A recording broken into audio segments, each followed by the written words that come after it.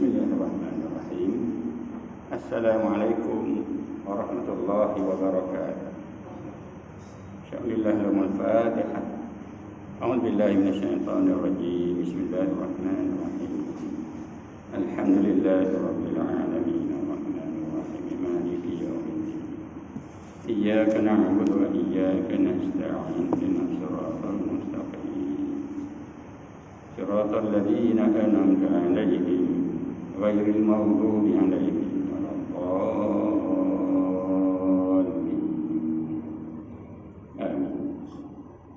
Innal hamdalillah nahmaduhu wa nasta'inuhu wa nastaghfiruh wa na'udzu billahi min shururi anfusina wa min sayyiati a'malina.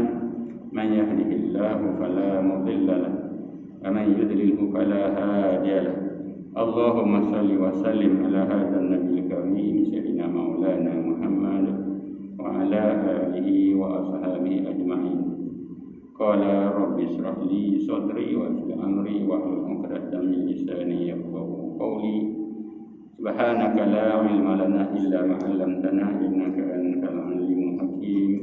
Wa la haula wa la quwwata illa billahil azim. Amma ba'd. Pada promosi imam seluruh ahli untuk masjid serta sidang jemaah muslimin yang dirahmati Allah sekalian. Alhamdulillah, syukur kita kepada Allah Subhanahu wa taala pada malam ini dapat lagi kita bersama-sama dalam imarahkan rumah Allah ini. Hari ini dah 26 Mei. Hujan celik dah di akhir bulan Mei dan dah akhir bulan Syawal dah. 26 Syawal. Maknanya kita masih ada lagi berbagi 5 hari lebih kurang untuk kita teruskan meraihkan kemenangan Idul Fitri, kembali untuk makan. Pada hari ini banyak rumah terbuka, kita diberikan makan dan minum. Ramadan kita kontrol, kita jaga semua tu. Mudah-mudahan Syawal ini pun ibadat, kita dibenarkan makan, rumah terbuka, bagi orang makan, jamu dan sebagainya, mungkin sebagai daripada amalan-amalan yang baik diteruskan. Dan juga Idul Fitri juga maksudnya kembali menjadi fitrah, jadi suci. Setelah sebulan kita berkursus, kita solat, kita berpuasa, kita tadarus, kita berwitir dan sebagainya, jadi suci kita mudah dalam bulan Syawal ini. Idul Fitri kembali kepada fitrah, jadi suci, bersih, dan mudah-mudahan dapat lagi kita bertemu dengan bulan-bulan seterusnya, yang bulan Dzulqa'dah, bulan Dzulhijjah, bulan pengorbanan. Ya, insya-Allah di sana ada lagi cara-cara yang Allah ajar kita untuk kita dekat dengan Dia. Takarrub Dia dengan adakan pengorbanan, korban dengan kita menyembelih binatang al-an'am untuk bagi satu ibadah. Jadi mudah-mudahan hidup kita di mana pun kita berada, di bulan apa pun, kita sentiasa dalam keadaan yang sami'na wa ata'na. Kami dengar ya Allah, kami patuh, kami syukur dan akan sentiasa bersama-sama dengan sunnah Rasulmu dan bersama-sama dengan Al-Quran kalam. InsyaAllah mudah-mudahan pada malam ini kita sambung lagi tentang bagaimana disebut di sini dunia perlu kepada Rasul, dunia berhajat kepada Rasul. Sudah berhenti dulu tentang bagaimana negeri-negeri atau negara-negara yang penuh dengan kemajuan tapi tidak ada akhlak. Akhlak ni adalah agama. Innama bu'istu liutammima makarimal akhlak. Nabi kata, aku ni diutuskan oleh Allah untuk menyempurnakan akhlak yang mulia.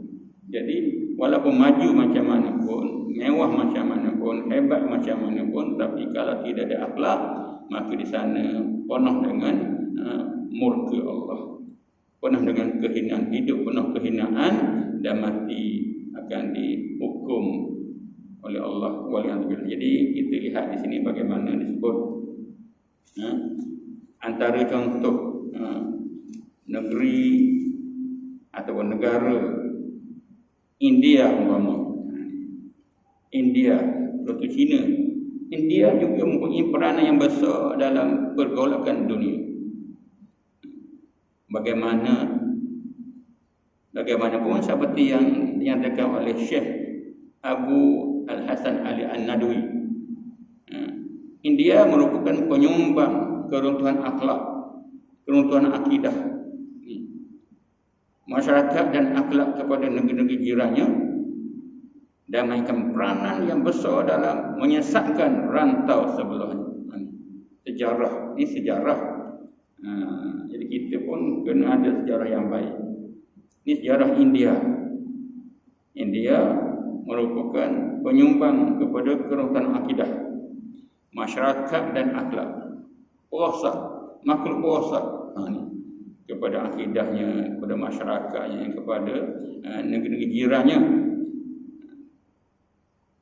Penduduknya yang beragama Hindu mempunyai keistimewaan dalam kesesatan, istimewa dan sesat.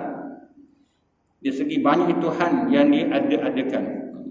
Kita Tuhan Esa, Qul huwallahu ahad.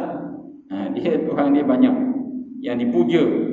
Dari segi kepuasan hawa nafsu dan mewujudkan kasta-kasta dalam masyarakat.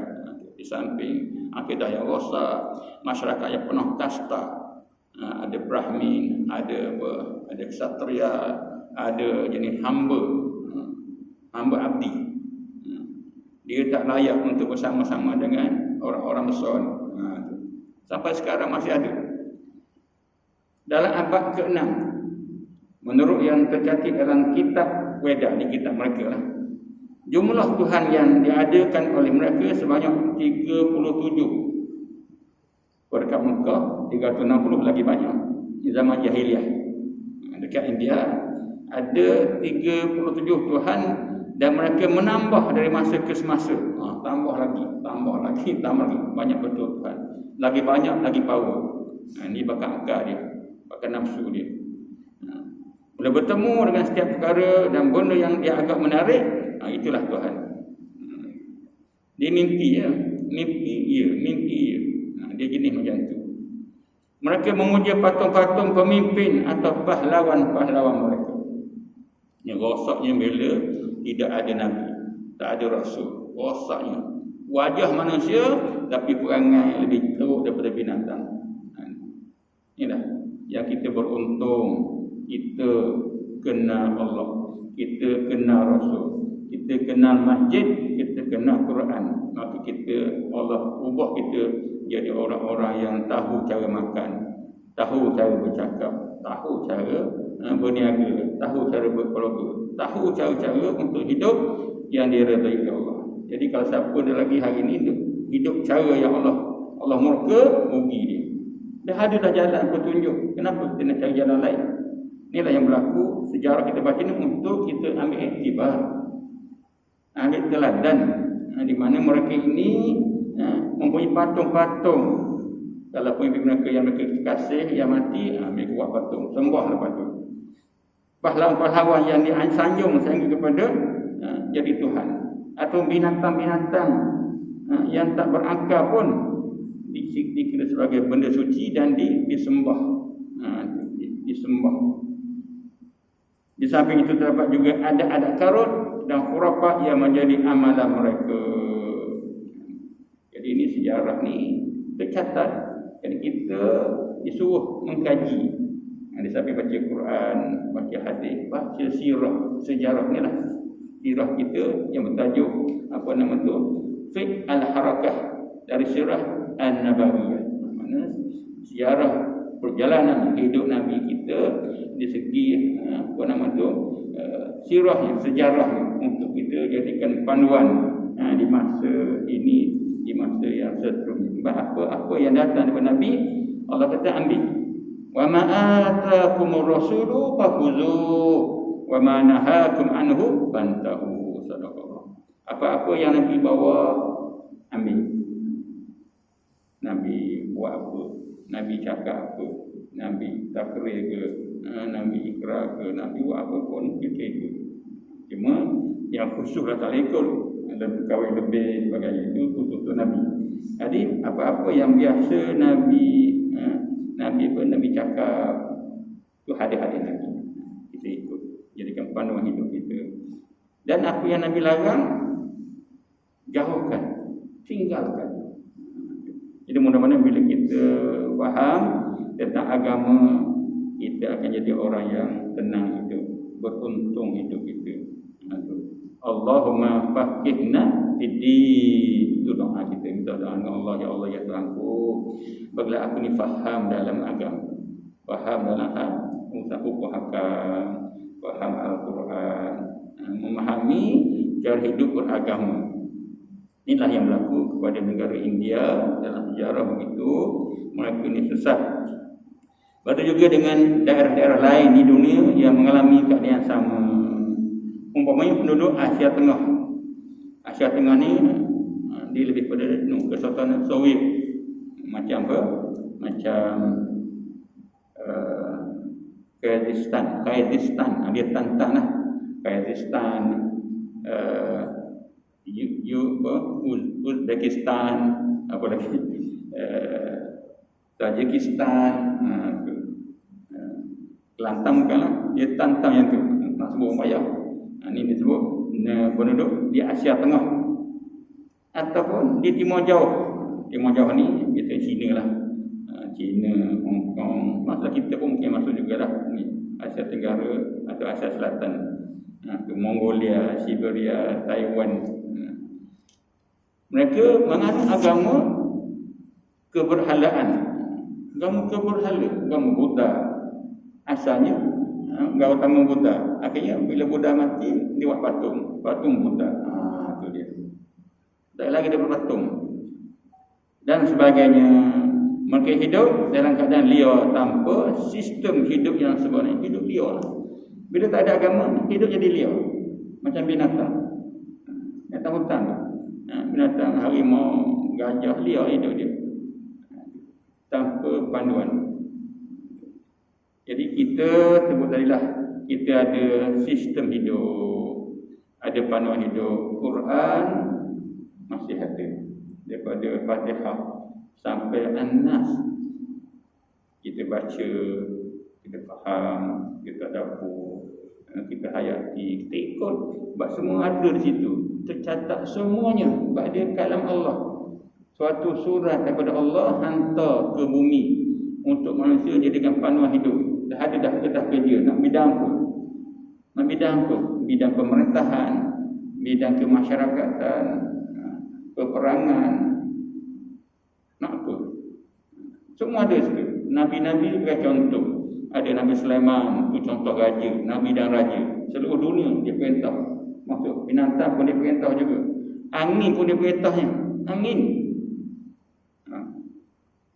awan, jin, syaitan, semua duduk di bawah takluk dia tu. Raja dan Nabi Sulaiman. Nabi Daud pakar besi. Nabi Nuh ni perabuh. Buat apa? Buat kapal. Nabi-nabi ada kepakaran masing-masing dalam bab dunia, dalam bab agama. Itulah Nabi. Contoh, tidak Allah takkan utus manusia daripada kalangan Nabi ni untuk bimbing manusia sepanjang zaman dan berakhir dengan Nabi kita Muhammad sallallahu alaihi wasallam untuk ajar cara-cara hidup dan mati. Cara hidup beragama dan cara mati beragama. Kita hidup pun cara agama, mati pun dalam agama. Sebab kematian merupakan titik antara syurga ke neraka. Bila mati je, kita akan bertemu antara dua tu lah. Satu antara dua. Dunia sementara. Jadi Nabi lah manusia yang berautoriti untuk tunjuk jalan bagaimana nak selamat dunia dan selamat ke sana. Manusia tak mampu, dia akan nampak benda pelik, sembah je. Jadi datangnya Nabi, maka ada yang terima dan beruntunglah yang beriman. Yang tak terima, Abu Lahab, Abu Jahal, Firaun, Namrud, Qarun, semua ni puak-puak yang Allah uji dengan kuasa, dengan harta, dengan kehebatan dunia, mereka tertipu. Kita semua diuji. Tapi alhamdulillah kita diuji dengan kaya. InsyaAllah kita terima dan kita bersyukur. Allah uji dengan penyakit ni, COVID-19 masih ada lagi. Kita bersabar dan bersyukur. Kita terima apa saja, Lepas tu Allah kata wabasyiris sabirin, bagi khabar gembira kepada orang-orang yang sabar. Sabar sebagai daripada iman. Jadi itulah yang kita diajar, Nabi ajar kita, Quran ingatkan kita ada sifat-sifat begitu. Memang hidup kita akan sentiasa di sini ada apa nama tu? Ada ujian dan cubaan. Jadi beruntung yang dapat didikan panduan daripada Rasulullah sallallahu alaihi wasallam. Siapa yang tidak ikut tu, cerita hidup mereka akan sesat. Ini yang disebut tadi, berlakunya mereka tu ikut agama yang bercanggah dengan fitrah. Begitulah juga keadaan di Asia Tenggara. Ni kat kita lah Asia Tenggara. Kita Malaysia, Singapura, Thailand, apa lagi, Filipina, Kemboja ni semua Asia Tenggara belah kita lah. Di mana keadaan di India dan di China memberi kesan hebat kepada penduduknya. Kesan-kesan sejarah yang dijumpai di zaman mutakhir membuktikan tentang apa yang telah berlaku di zaman sebelum datangnya Islam. Ini berlaku belum datangnya Nabi Muhammad sallallahu alaihi wasallam. Mereka beriman sekejap, bila Nabi mereka tak ada, mereka kufur. Nabi datang, beriman sekejap, kufur balik. Inilah. Mereka tidak istiqamah dengan apa yang mereka anut. Jadi kita kena ada sifat istiqamah. Sekali kita berdiri, kita kena terus berjalan menuju kepada Tuhan. Jangan kita berdiri tak nak ikut apa yang diajar Nabi, kita ikut jalan lain. Betullah disebut siapa-siapa yang menempuh satu jalan untuk mencari ilmu, Nabi kata Allah akan buka jalan-jalan, pemudahkan jalan-jalan ke syurga. Kita nak ialah kemudahan, kita tak nak kepayahan. Kita nak yang mudah-mudah, memudahkan kita. Dan insyaAllah kalau kita sentiasa ikut Islam, kita akan dipermudahkan. Bila tak ikut je, kita akan susah, akan disusahkan. Susah macam mana? Susah untuk kita tunaikan kebaikan. Nak buat benda salah mudah. Nak buat benda-benda yang abrar, benda-benda yang soleh, benda-benda yang musleh, benda-benda yang baik ni rasa payah, rasa sempit, rasa bimbang. Sebab syaitan sentiasa bisikkan kepada kita dengan janji-janji kemiskinan, kebapaan, kesusahan, macam-macam. Tu syaitan. Dia kerja dia mudah je menyesatkan manusia supaya sentiasa lawan Allah Subhanahu wa taala. Itulah syaitan disebut dalam surah Al-A'raf ayat 17. A'udzubillahi minasyaitonir rajim. Tsumma la'atiyannahum min baini aydihim wa min khalfihim wa an aymanihim wa an syama'ilihim wa la tajidu aktsarahum syakirin. Sadaqallahu azim. Yang bermaksud, kemudian aku akan mendatangi mereka dari muka atau dari hadapan. Dari hadapan. Min baini aydihim, di hadapan, dan dari belakang. Wa min khalfihim, depan, dari belakang. Wa an aymanihim, daripada kanan. Wa an syama'ilihim, dan daripada kiri. Semua ada. Depan, belakang, kanan, kiri. Syaitan buat MOU dengan Allah. Dia kata, ya Allah, aku akan datang kacau anak-anak Adam ni daripada depan mereka, daripada belakang mereka, daripada kanan mereka, daripada kiri mereka. Wala tajidu aktsarahum syakirin. Sadaqallahu azim. Dan engkau tidak akan mendapati kebanyakan mereka bersyukur. Yang ini taat. Kata ulama mentarik ayat ni, depan kepada dia, dia hilangkan fokus untuk akhirat. Tak nampak akhirat. Nampak apa? Nampak dunia belakang. Depan dia tutup, tentang syurga neraka jangan fikir, tentang kiamat jangan fikir, tentang mahsyar jangan. Itu dongeng-dongeng je. Itu orang dulu tak kita lah. Tuhan pemaaf.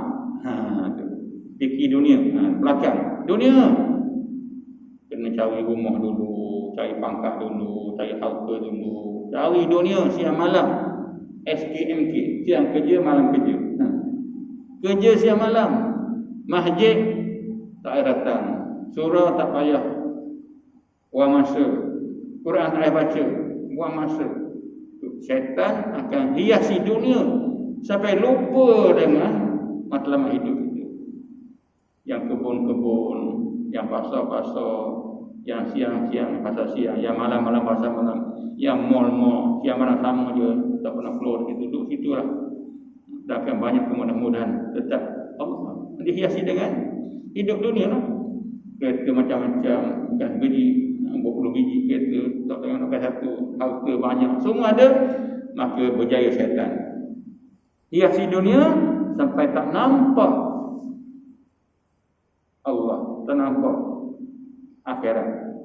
Yang kanan pula, kanan ni kata ulama, dia blur bab agama. Jangan mengaji, jangan belajar. Agama ni candu macam komedi tu. Dia ada ambil tahu sangat hukum halal haram ni, lantak jelah. Tu. Kiri apa dia? Dia hiasi dengan maksiat. Buat maksiat, buat mungkar, buat benda-benda yang apa? Yang menyeronokkan. Akhirat jangan duk fikir, agama jangan duk nak sibuk, ambil dunia dan amalan-amalan keji. Depan, belakang, kanan, kiri itu kata ulama mentafsirkan ayat. Syaitan ni akan apa nama tu? Akan mendatangi kita daripada depan, daripada belakang, khalfihim wa an aymanihim, daripada kanan dan daripada kiri, dan wala tajidu aktsarum syakirin. Tak ramai orang bersyukur, tak ramai orang akan bersama-sama dengan Quran, tak ramai. Ramai manusia tapi tak ramai yang ikut Quran. Betul lah syaitan kata dia, maka kita perbaiki. Jangan dia ikut syaitan ni, kita lawan dia, kita ramaikan orang yang bersyukur, ramaikan orang yang beriman dan bertakwa. Dunia insya-Allah akan jadi aman bila Islam mengurus, bila Islam mentarbiyah. Tapi kalau ikut syaitan, inilah yang berlaku macam-macam. Bulan Ramadan syaitan tak ada, senang kita beramal. Sebulan Tuhan bagi kita beramal dengan mudah. Syaitan tidak ada sebulan, sifat syaitan. Lepas tu ramai kita datang ke masjid, boleh tunggu, selepas isyak tunggu lagi, tak balik, tunggu lagi. Kalau tak imam balik, marah kalau tak imam tu. Mana tak imam ni? Cari tak imam. Cari imam hafiz, sanggup bayar 2,000 sebulan bayar ke hafiz, sanggup. Sebab syaitan tak ada bulan tu. Semua nak baca Quran, semua nak tadarus, semua nak buka puasa dengan betul, baik, semua sahur, macam-macam lah. Senang beramal. Tapi bila tibanya Syawal, syaitan dah datang balik. Kita ada syaitan selama 11 bulan. Maka kita perlu tadi bermujahadah. Kita lawan, kita mujahadah sungguh-sungguh. Kalau kita menang, kita beruntung. Dan kita insyaAllah bila masuk syurga nanti, syaitan memang tak ada. Syaitan dilontar oleh Allah ke neraka bersama dengan geng-geng dia. Tapi kita yang beriman, yang beramal, insya-Allah akan ke syurga dan hidup tenang di sana. Yang adanya kalimah salam, salamun, ahlan wa sahlan wa marhaban bikum. Penuh dengan keamanan. Bila ada syaitan, dunia aman. Dan bila ada syaitan, kita ada sedikit kacau. Jadi mudah-mudahanlah hari ini kita bersama dengan Quran. Walaupun syaitan ada, kita tetap ingat Allah, kita baca Quran, kita berzikir, kita solat. Mudah-mudahan Allah akan jauhkan kita daripada syaitan, insya-Allah. Tuan-tuan sidang muslimin yang dirahmati Allah sekalian, itulah yang berlaku sejarah di mana dijumpai di zaman mutaakhir, kata dia, tentang apa yang telah berlaku di zaman sebelum datang Islam, apalagi daerah lain yang tidak mempunyai asas dan tanda ketamadunan yang diterki oleh manusia. Jadi penuh dengan poin-poin berhala kemaksiatan yang berlaku bila mereka tidak ada panduan daripada Rasul. Zaman jahiliah menjadikan seluruh dunia ini sebagai pentas menegakkan kezaliman. Bunuh anak, perempuan, arak, judi, ini kerja biasa, itu namanya jahiliah. Walaupun zaman Nabi dah ada pun, Bila ada lagi amalan macam ni, itu di zaman masih lagi jahiliah lagi. Lagi teruk lagi lah, walaupun Nabi dah ada, masih lagi sesat. Kalau zaman Nabi tu okey lah. Mereka bunuh anak perempuan, mereka makan arak, mereka makan bangkai, mereka berbunuh. Itu patutlah, mereka tak ada panduan.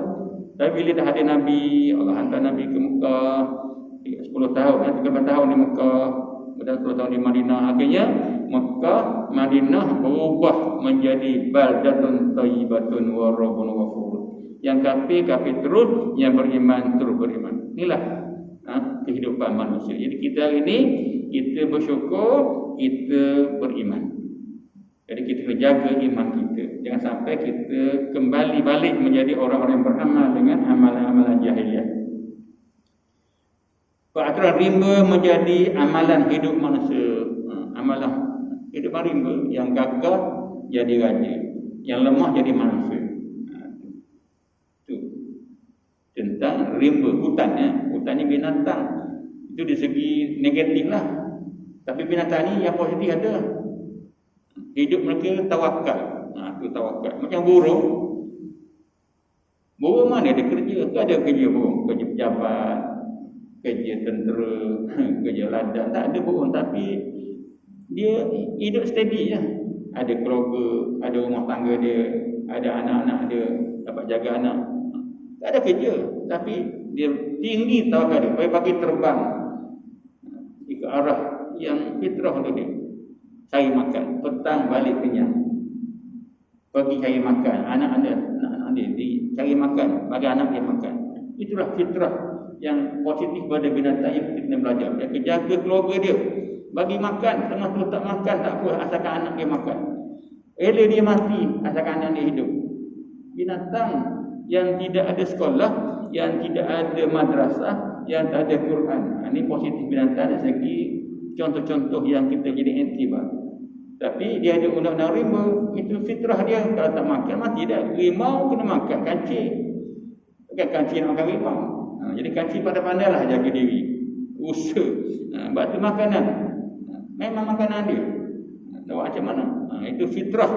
Tapi di segi positifnya, Allah katakan manusia lebih teruk daripada binatang. Ulaika kal an'am bal hum adall.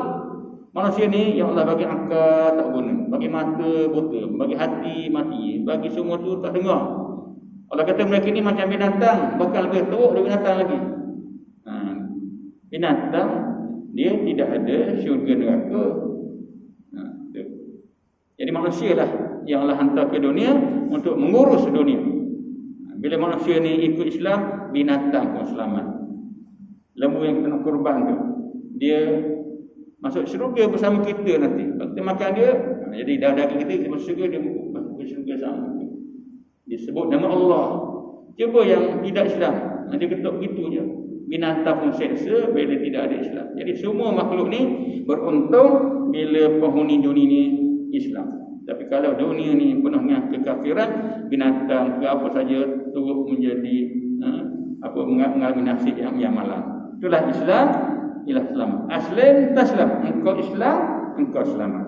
Islam datang dengan bawa sejahtera, keselamatan dan keadilan. Itulah yang disebut tadi bagaimana jahiliah menyebabkan dunia jadi pakai undang-undang rimba.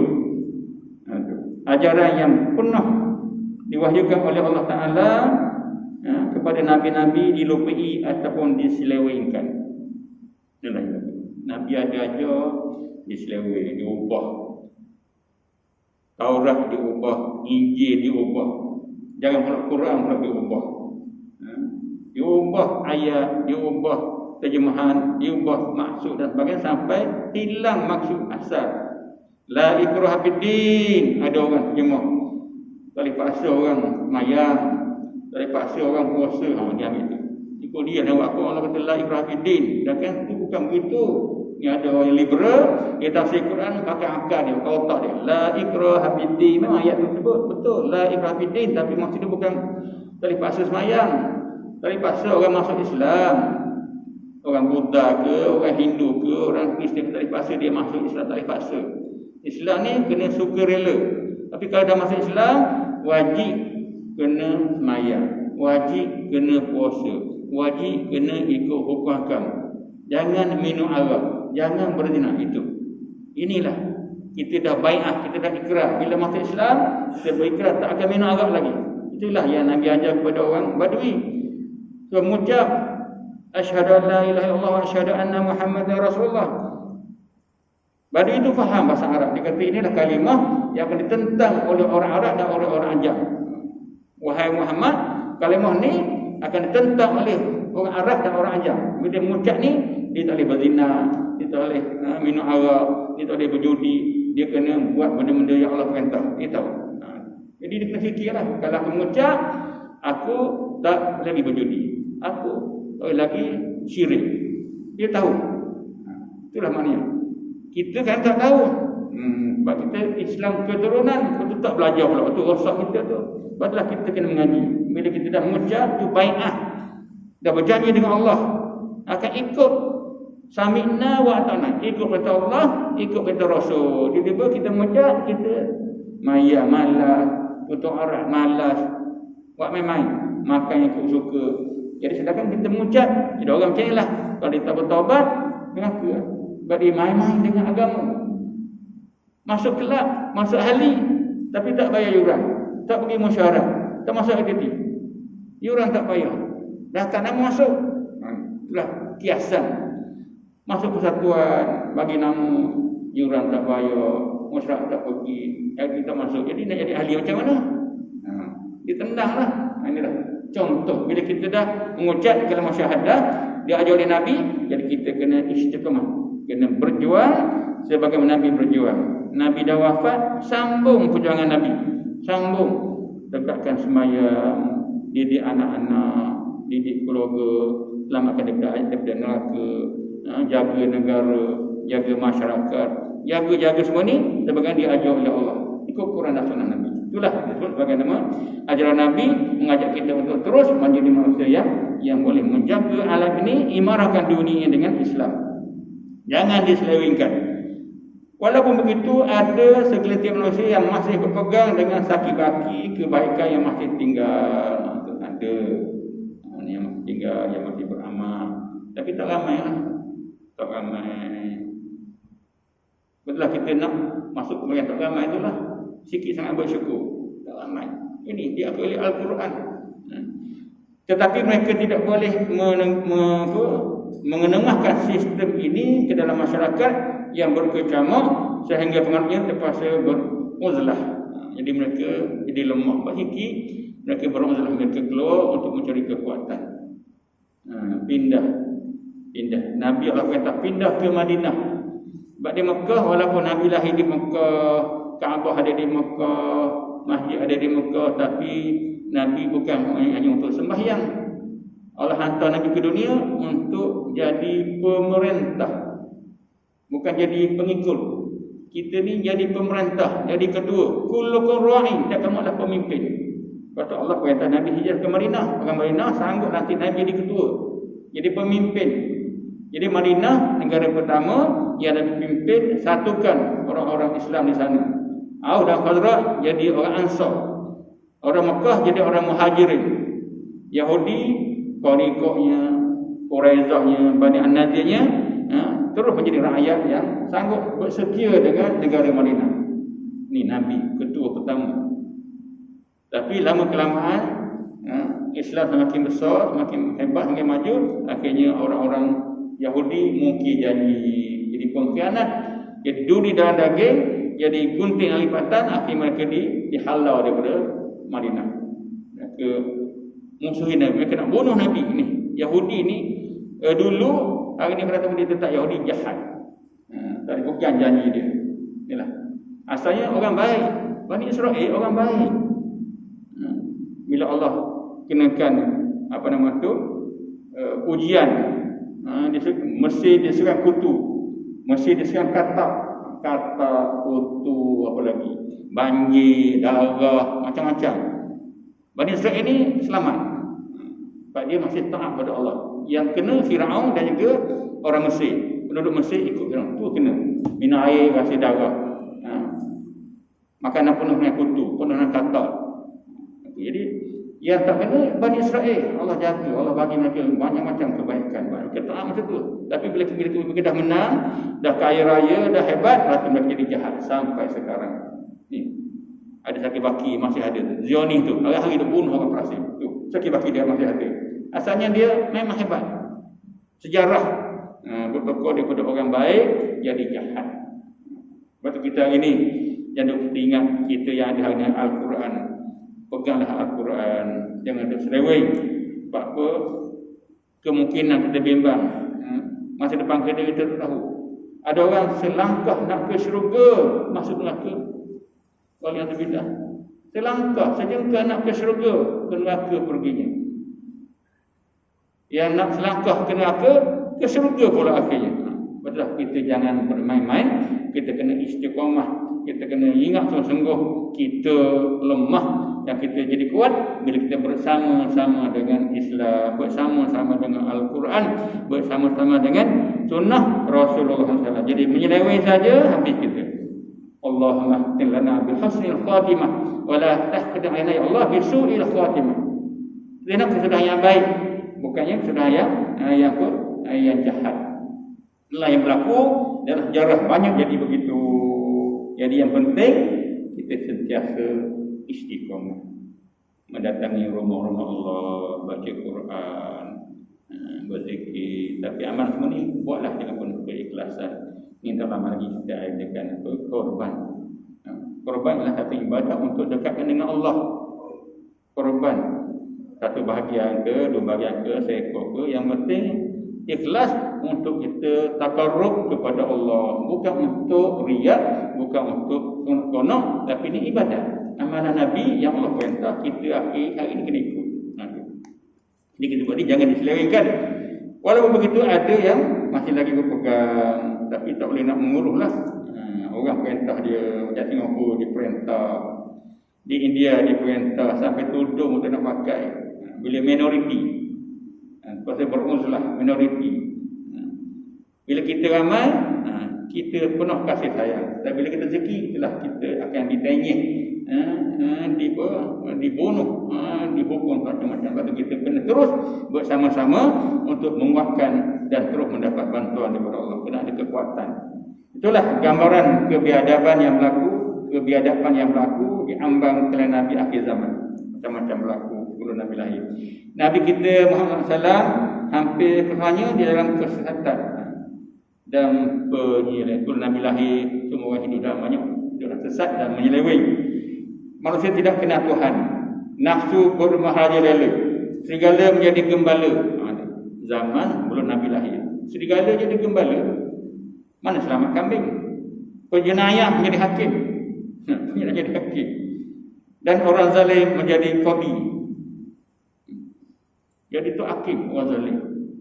Mana boleh ditegakkan kebenaran? Manusia menghadapi krisis nilai yang dahsyat sehingga orang-orang baik dianggap jahat dan orang jahat pun dianggap baik. Bertokoh. Hari ini pun berlaku. Orang baik dianggap jahat, orang jahat dianggap baik. Inilah yang berlaku. Jadi benda sejarah ni dia berulang balik. Lepas tu kita kena istiqamah dengan agama kita. Jaga syariat Allah. Jadi mudah-mudahan bila kita kekal bersama-sama dengan Al-Quran, bersama-sama dengan syariat, insya-Allah kita akan selamat dunia dan akhirat. Tapi kalau seleweng saja, terbimbang. Selangkah kaki kita keluar daripada Islam, bimbang-bimbang kita akan terus menjadi orang-orang yang dihinakan Allah. Waliyadzubillah. Jadi mudah-mudahan kita berdoa, mudah-mudahan kita berada dalam keadaan yang diredai dan kita redha dengan Allah Subhanahu wa taala insya-Allah. Wallahu a'lam. Aqulu qawli hadza wa astaghfirullahal azim li wa lakum. Wassalamualaikum warahmatullahi wabarakatuh. Bismillahirrahmanirrahim. Alhamdulillahirabbil alamin wassalatu wassalamu ala asyrofil anbiya'i wal mursalin wa ala alihi wa sahbihi ajma'in.